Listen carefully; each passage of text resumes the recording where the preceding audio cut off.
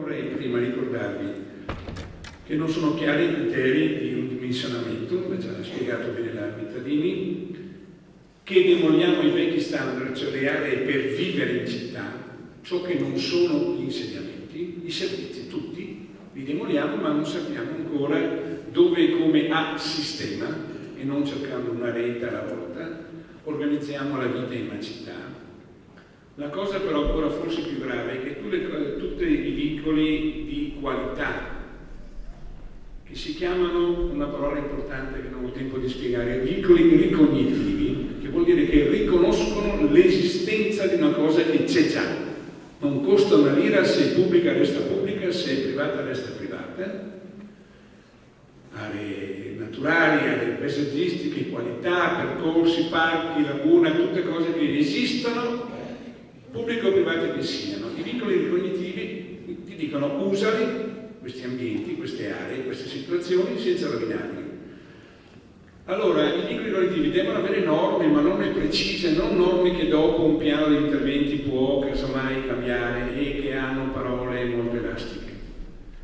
Arriviamo al punto che, per esempio, noi abbiamo tutte le analisi sul rischio idraulico, sulle invarianze qualitative, eccetera, e dopo non si capisce che rapporto abbiano, qualcuno un po' in sala, credo, spera capisca il passaggio. Varianze qualitative, confesso che non capisco. Allora, vi dico solo questo, la più grande area di rischio idraulico, che almeno una volta all'anno va sotto di 2 metri, sapete qual è in tutto il territorio del nostro comune? Esattamente l'area di Tessera City. Cioè, se c'è un posto in cui per legge non bisogna edificare, per legge sul rischio idraulico non bisogna edificare, è esattamente dove si vuole fare la nuova città. Guardate che questi dati sono del commissario degli allagamenti Carraro, sono nel sito internet, chi ha voglia vada a cercarseli. 1,76 per la precisione, quelle pubblicate ultime dell'anno scorso, ma va una volta all'anno, non una volta ogni alluvione. Una volta all'anno con le grandi piogge si va sotto di 2 metri.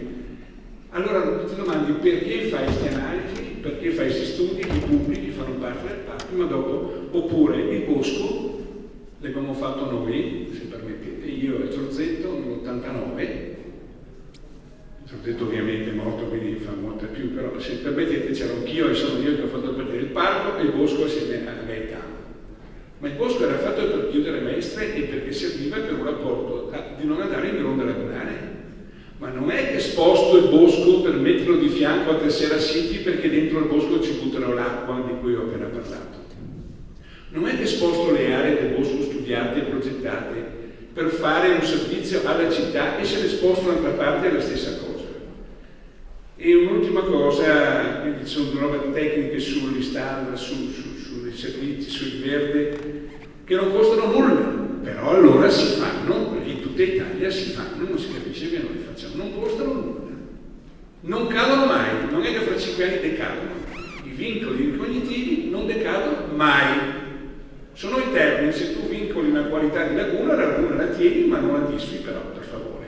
E un bosco se lo vincoli, come bosco, se è un bosco, lo vincoli, pubblico o privato che sia, ma non lo disfi. O una villa, o un giardino, o qualunque di queste cose. Un'ultima cosa che voglio dire delle tecniche, vorrei parlare di un problema di fondo, è il plusvalore. Allora noi stiamo, purtroppo, parecchi di noi in grande difficoltà, perché da un po' di tempo l'urbanistica è contrattata tra l'assessore di turno e l'operatore economico di turno. Allora è un discorso molto lungo che va molto lontano. Io credo che bisognerebbe darci delle regole, perché la carne è debole, diceva qualcuno. Allora bisogna stare attenti a non creare l'imbarazzo delle trattative.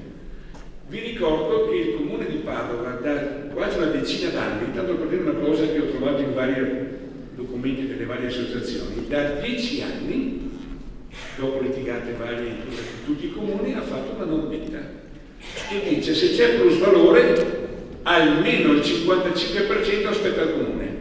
Se io costruisco ricchezza da nulla, io comune, io dopo devo fare le strade, io dopo devo fare le fogne, io dopo devo fare i servizi pubblici, le reti.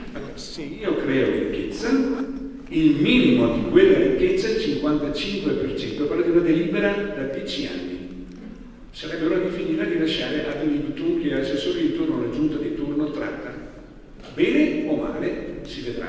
Vi ricordo che il giorno dopo, o qua gli articoli se qualcuno ha qualche dubbio, il giorno dopo che il Consiglio Comunale ha votato Tessera City, a larga maggioranza, non di maggioranza, a larghissima maggioranza, Fulda poi si è fermata in regione per motivi che non ho tempo di spiegare, ma c'è un documentino sulla porta che potete leggere, la storia.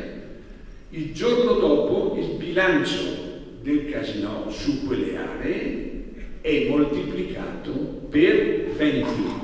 Ho detto per 20, senza fare nulla, il valore delle aree in un giorno da ieri a oggi è stato moltiplicato per 20. Allora quel plus valore come minimo una parte, per favore, pubblico o privato, chiunque sia, prova a riportarlo alla collettività che poi si fa carico come la città cresce. Però io ho citato queste cose, si potrebbero parlare per ore di questo, ma invece voglio parlare di una cosa di fondo. Che tipo di piano vorremmo fare? Anche qua c'è un documentino vicino alla porta che alcuni di voi hanno avuto all'inizio e che abbiamo dato in Consiglio Comunale a tutti gli assessori.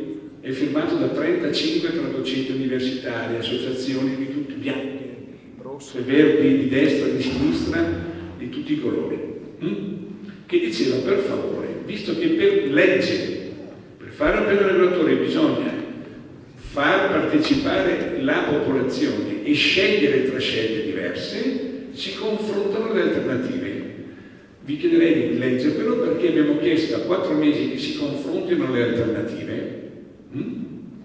Sviluppiamo a Tessera o no, o dove sviluppiamo e come. Nessuna di queste alternative a tutt'oggi è stata presentata, neanche una. Si può discutere di circolare o di sublagunare, di Tessera City o di altre, neanche una di quelle alternative articolate e scritte. Cosa vuol dire? Che questa partecipazione non esiste, ma non è più una benevolenza politica dell'assessore di turno, è legge europea, italiana e anche regionale. È un obbligo di legge comparare le alternative. Se tu non chiedi alla popolazione e confronti possibilità diverse, e alla fine si discute, ma se c'è un'unica proposta, su ogni argomento ce n'è una e una sola, anche su quelle più discusse, mettiamola così, non esiste partecipazione. Allora vi dico solo queste cose.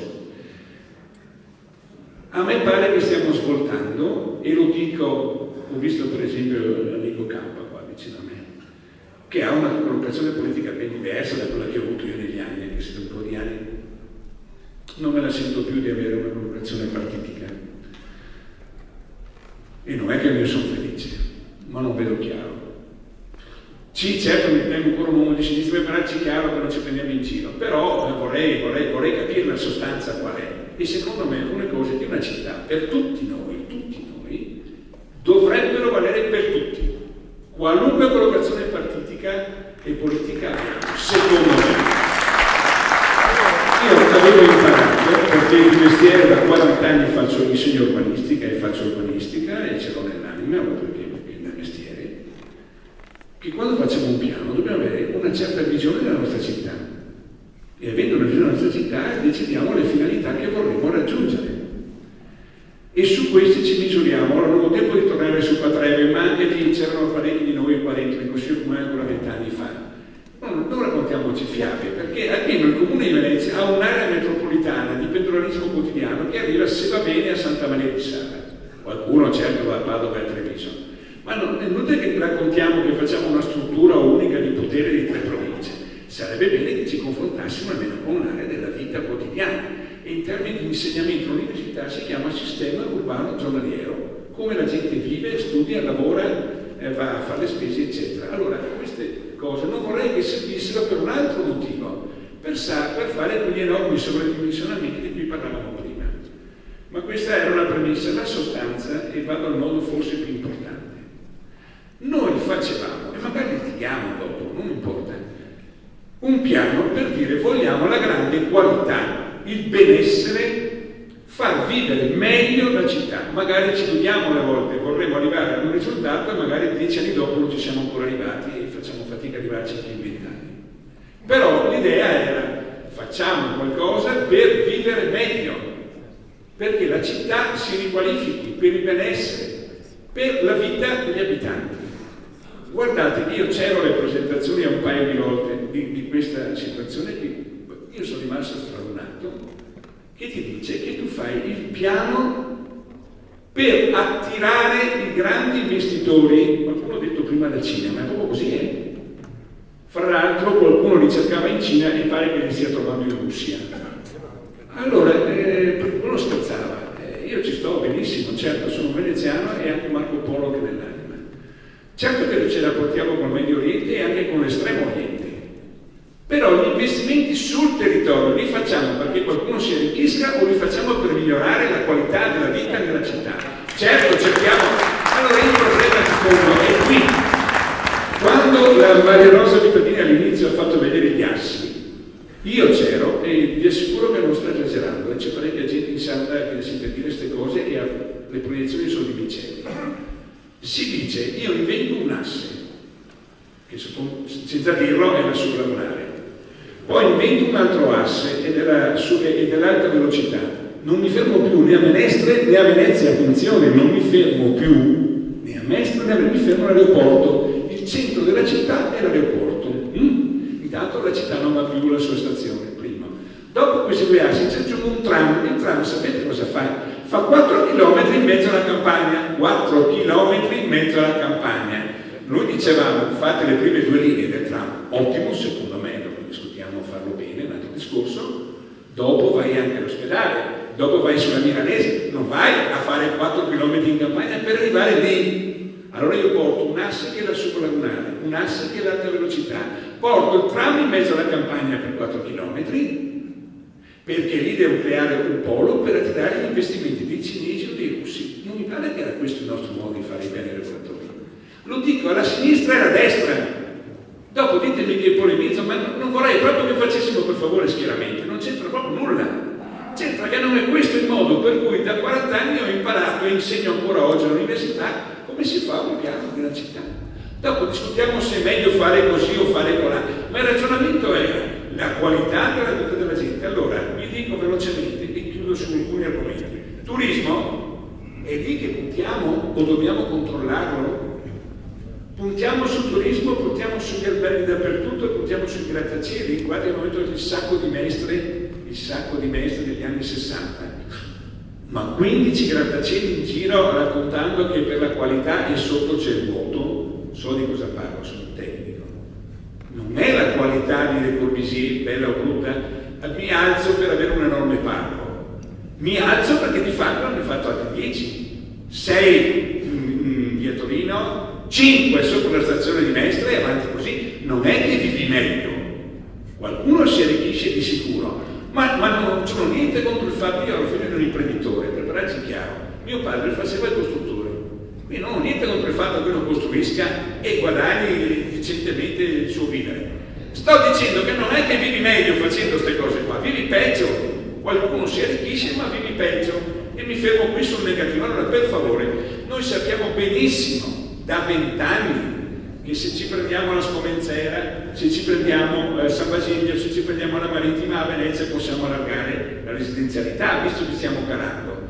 Noi abbiamo 2 beni dell'UNESCO, la città e la laguna. Per favore, ci guardiamo tutti negli occhi qua dentro, siamo tutti quanti qua. Fra 20 anni questa città non c'è più, siamo sotto i 60.000 e continuiamo a calare. Andiamo avanti con questa tendenza o facciamo qualcosa che rovescia la tendenza?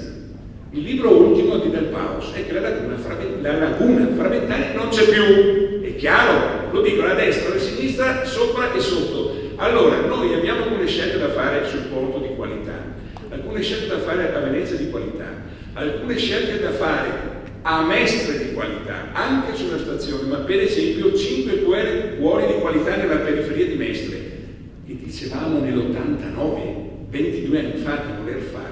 Li facciamo per riqualificare la vita, certo che facendoli qualcuno ci guadagnerà, ma facciamo delle cose che servono per vivere meglio, oppure inventiamo una città in mezzo alla campagna, sotto l'acqua, spostiamo i boschi e facciamo le sublagunari. Per favore, non è questo il modo per riqualificare la nostra città.